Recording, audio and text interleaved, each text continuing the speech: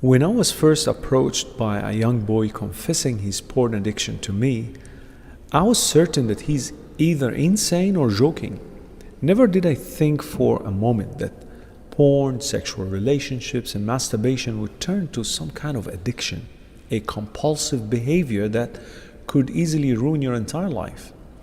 Later on, after delving into my research in this area, I realized the intensity of the problem and why so many addicts have thought of even ending up their lives because they couldn't bear the pressure that pornography causes. And perhaps you are one of those who were hooked on porn for years and looking for a solution. But in order for you, and even for those who are not addicted, get the best understanding of the subject, then we should all comprehend how addiction to pornography works. Because the more you know, as I always say, the more you know, the more you grow. The more you get acquainted of what's happening, the most likely your resistance will increase and you'll be able in the long run to beat up this compulsive habit. First of all, this has nothing to do with being religious or not. Anyone could be hooked on porn due to so many circumstances.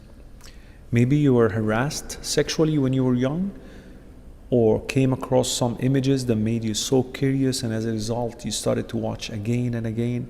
Or perhaps you have seen your role models watching porn and so you started imitating them. Maybe your spouse has less interest in sexual intimacy and as a result you found pornography to be an alternative, and so on. So whether you are a religious person or not, Muslim or otherwise, addiction does not know faith. Addiction to pornography is an intensive tool that could easily make you a slave to your own desire. Pornography, if it is not fought against, could make you lose control over your own action. Many people argue about the definition of pornography and what is it really. Well, here's how I see it.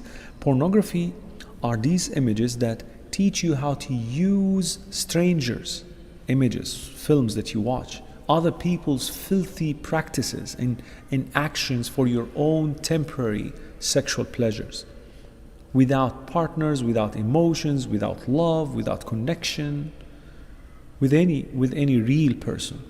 It does rely entirely on fantasy and illusion. So instead of engaging sexually with your partner, with your spouse, pornography loves isolation and loves selfish pleasure. So the question now is, how did it become addictive? Just like any other addictive substance, pornography followed the same pattern. First is the exposure to these materials, then your brain will immediately register this activity. Hormones like dopamine will be fired up to remind you of this activity. You will be trying to resist because you know it is wrong. You know it's wrong.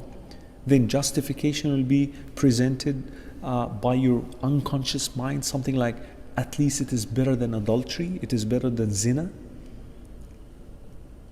Then you go ahead anyways, unwillingly, and start browsing porn.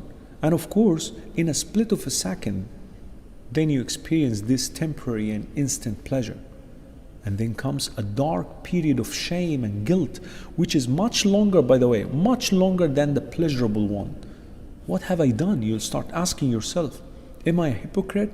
How I wish I could have never done such, and so on and so forth. Then you start promising yourself never to access porn again. But after a few days, weeks, or even months, you relapse and go around the same cycle again and again for years. Now you should ask yourself, is that really something I wanted to repeat for the rest of my life? Is this how I wanted to end up my life? Isn't it time to say no to my desires and develop new, healthy, and uplifting habits to replace the bad ones? The good news is that our brain is capable of rewiring itself and adapting new habits. So the choice will always be yours. But without starting out your journey of recovery, nothing is ever going to change.